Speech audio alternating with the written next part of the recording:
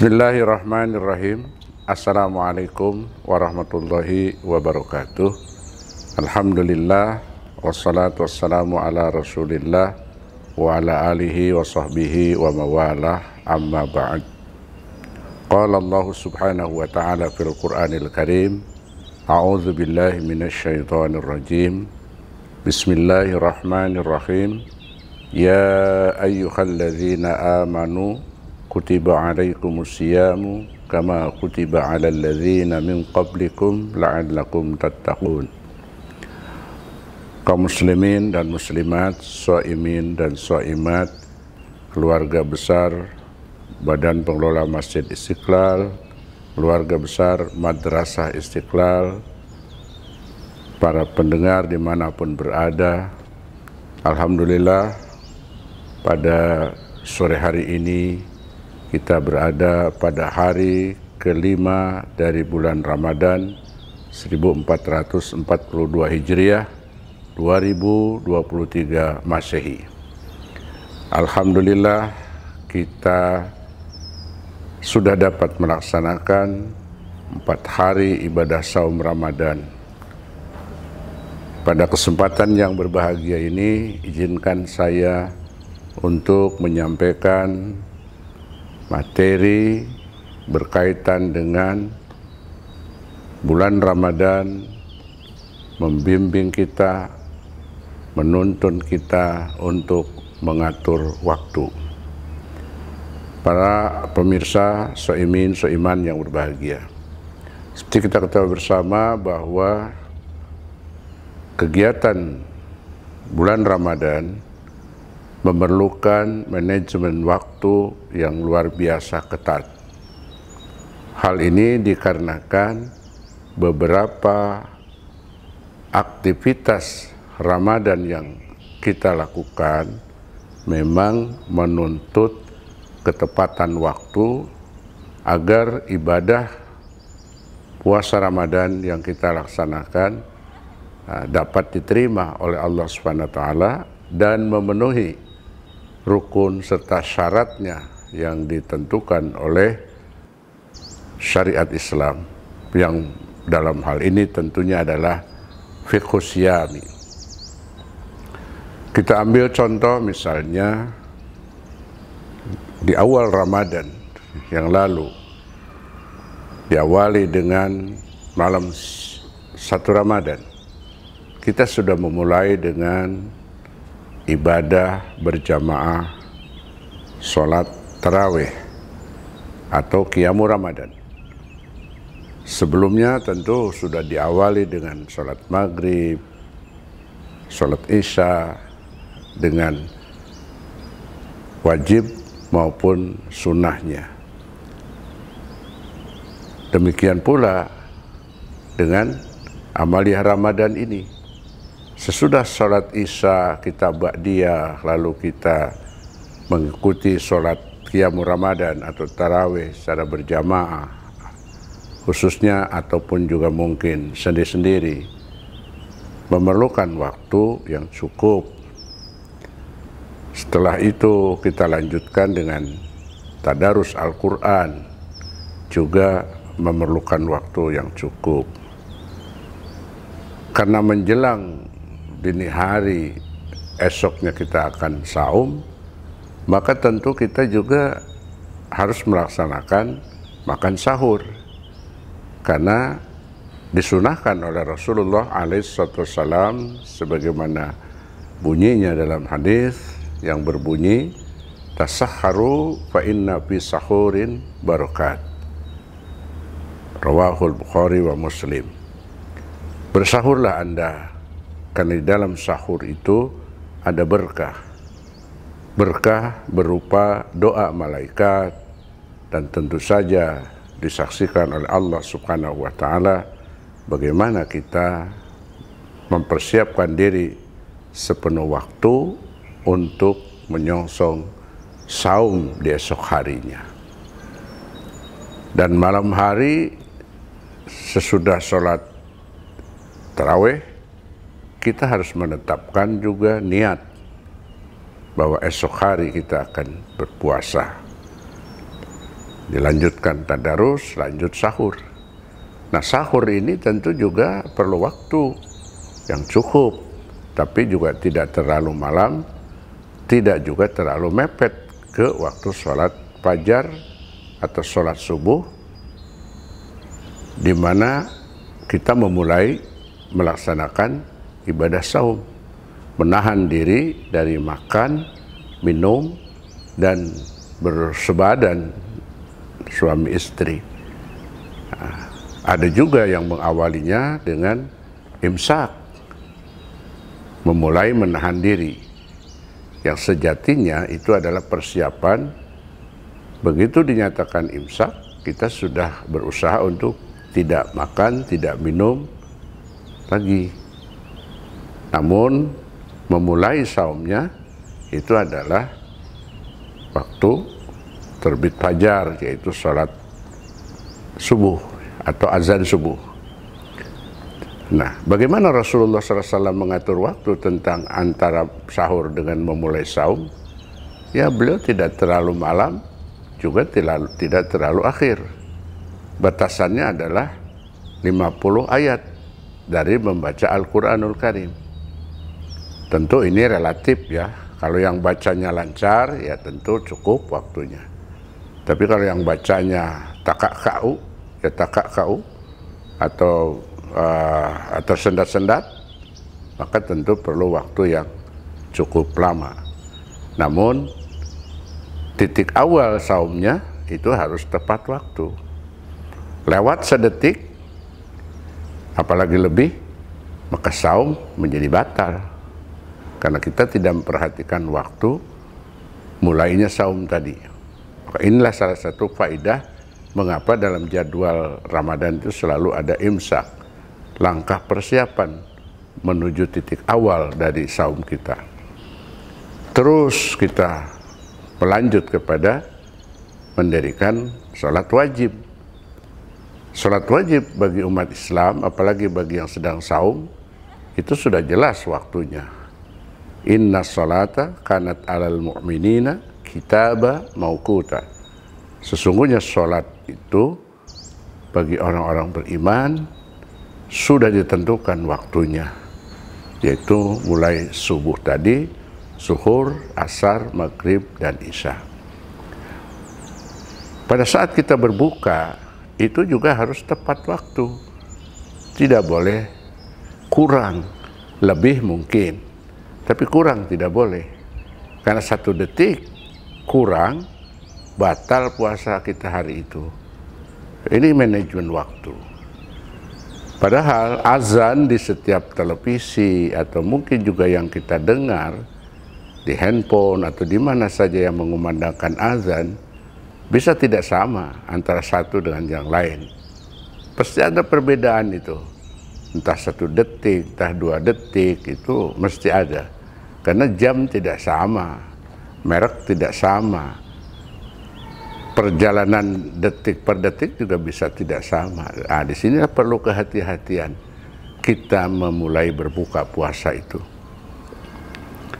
Sekarang itu sekali lagi carilah jangan azan yang paling awal, tapi carilah azan yang paling akhir. Supaya apa? Supaya tidak kurang waktunya. Walaupun kita harus yakini bahwa mempercepat buka puasa itu adalah sunnah. Tidak boleh menunda-nunda buka puasa. Tapi bila dikaitkan dengan konteks waktu, kurang sedikit bisa membatalkan puasa kita. Inilah manajemen waktu, pengaturan waktu yang dilakukan oleh Ramadan, yang dididik oleh Ramadan, yang dibina oleh bulan Ramadan, betul-betul menguatkan kita, membuat kita sangat berhati-hati, menggunakan waktu secara efektif, yang ketat. Nah, belum lagi kita menjalankan ibadah-ibadah, amaliyah-amaliyah Ramadan. Maka bicara soal waktu, sebetulnya kita sudah diingatkan oleh Allah Subhanahu wa Ta'ala, yaitu dalam surat Al-Asr, surat yang pendek. Bismillahirrahmanirrahim. Wal asri innal insana lafi khusrin illal ladzina amanu wa amilus sholihat wa tawassaw bil haqqi wa tawassaw bis sabri. Demi waktu. Ada juga yang menerjemahkannya demi masa. Sesungguhnya manusia itu merugi. Merugi karena apa? Karena tidak memanfaatkan waktu dengan sebaik-baiknya. Tidak semua manusia rugi memang, karena ada ayat selanjutnya, illal ladzina amanu wa amilus sholihat, kecuali orang-orang yang beriman, beramal soleh, saling menasihati dalam hal yang benar dan menasihati dalam kesabaran. Bagi kaum terpelajar atau bagi kaum pelajar atau mahasiswa, kaum milenial, ini manajemen waktu sangat penting sekali.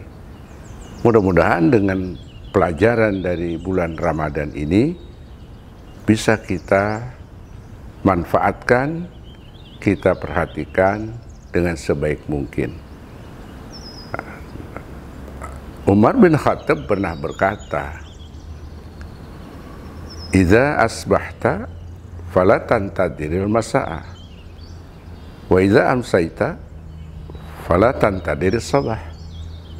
Jika engkau berada di waktu pagi, mau berbuat baik, mau beramal baik, jangan nunggu waktu sore. Atau sebaliknya, jika Anda ada di waktu sore, mau berbuat baik, jangan nunggu esok hari. Artinya gunakan waktu yang ada pada saat itu. Begitu kita bertekad untuk berbuat baik, lakukan. Begitu tiba saatnya sholat, lakukan sesuai dengan waktu yang ada pada saat itu. Waktu juga bergulir, masa lalu, masa sekarang, masa yang akan datang. Dalam bahasa Arab ada ungkapan, ma madho fata wal mu'al ghaibun walaka sa'atun allati anta fiha.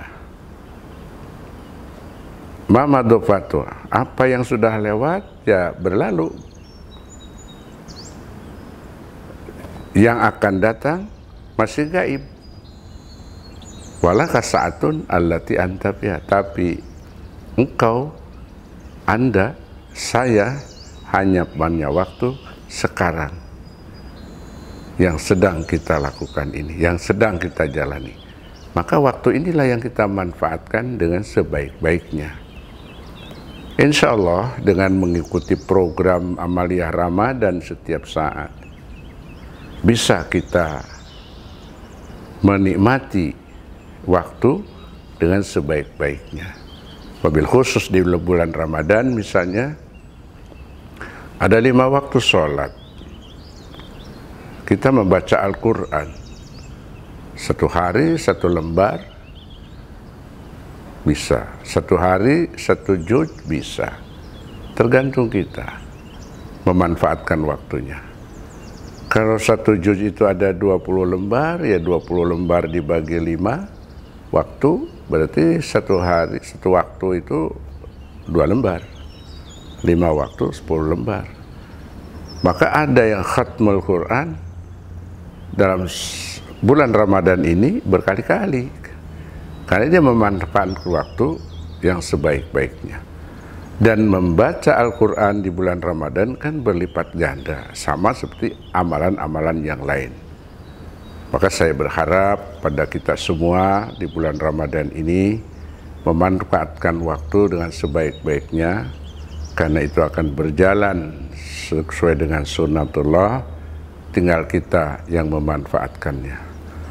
Kalau tidak, kita bisa tertinggal dalam beramal.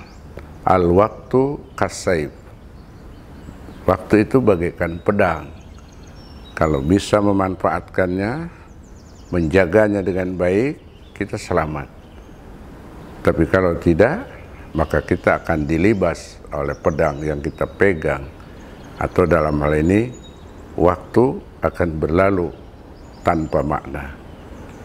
Para pemirsa, khususnya keluarga besar Madrasah Istiqlal, keluarga besar Badan Pengelola Masjid Istiqlal, kaum muslimin dan muslimat, shaimin dan shaimat yang sedang menjalani amaliyah Ramadan pada hari kelima.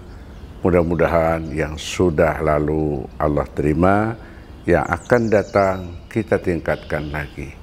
Setiap waktu kita bisa evaluasi bagaimana hari ke hari saum kita ini, bagaimana dari waktu ke waktu saum kita dan amaliyah Ramadan kita. Allah Subhanahu wa ta'ala melalui Rasulnya Nabi Muhammad SAW menyatakan untuk siang hari, Nabi Muhammad SAW menyatakan, man shoma ramadhana imanan wahtisaban ghufira lahu ma taqaddama min dzanbi. Siapa yang saum di bulan Ramadan dengan iman dan penuh perhitungan waktu, perhitungan amal, perhitungan niat, ya, niatnya yang ikhlas karena Allah, amalnya ditentukan disesuaikan dengan tuntunan Rasulullah sallallahu alaihi wasallam, maka insya Allah akan ampuni dosa-dosa kita yang sudah lalu.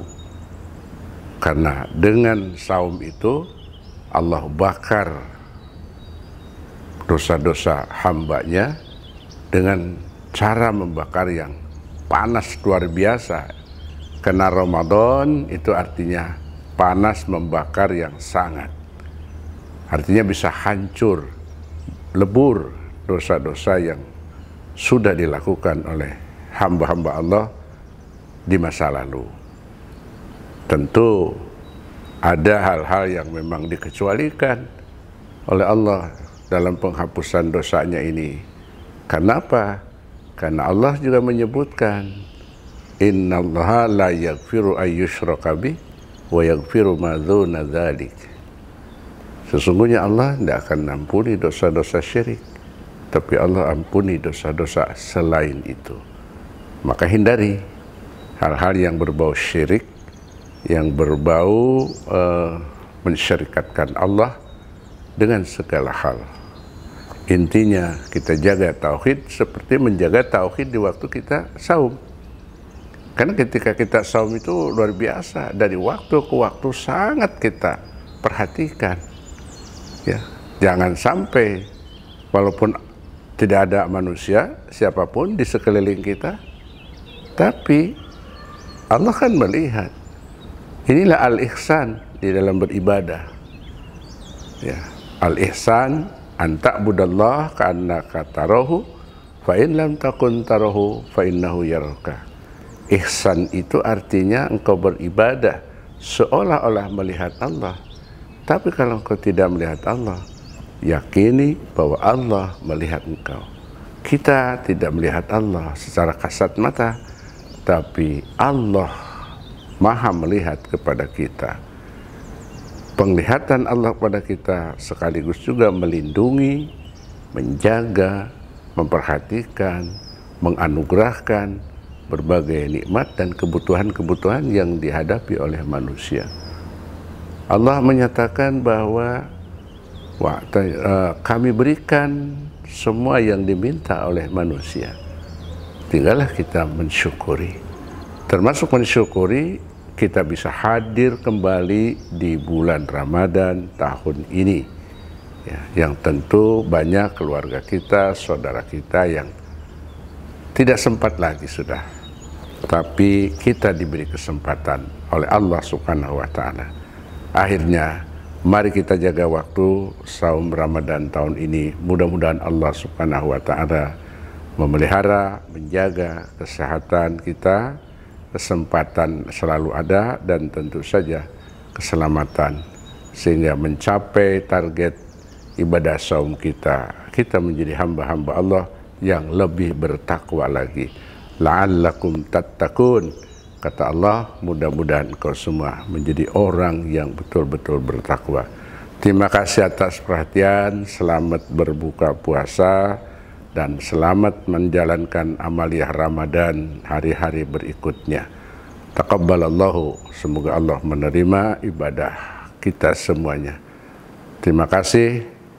Assalamualaikum warahmatullahi wabarakatuh.